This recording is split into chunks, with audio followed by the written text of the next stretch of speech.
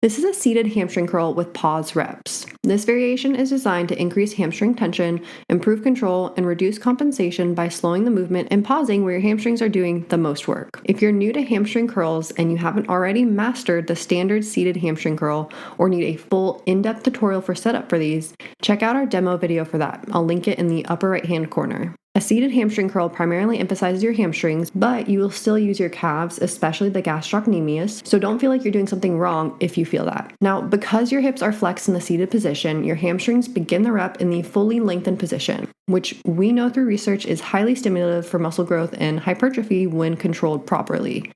This machine provides the most resistance through the mid to shortened range of the curl. That is why we need to make sure we slow down the return and why adding a pause at the bottom can be beneficial. The pause increases time under tension where your hamstrings are fully shortened, and the slow eccentric allows you to control the stretch through the mid-range where external torque is the highest, all the way through to the lengthened position. For setup, start by adjusting the seat and ankle pad to the correct position so that your body is aligned to the machine.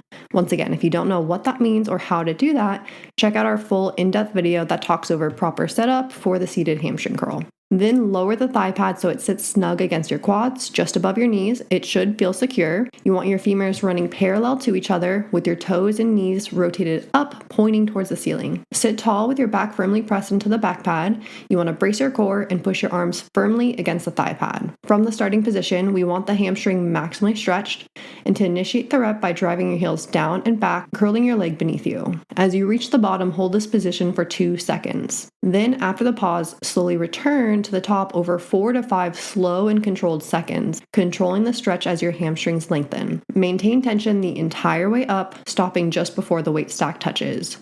Repeat for every rep, maintaining that tempo of a quick squeeze, 2-second hold, and a 5-second slow release. Every rep should be smooth, controlled, and deliberate, with your torso staying completely still.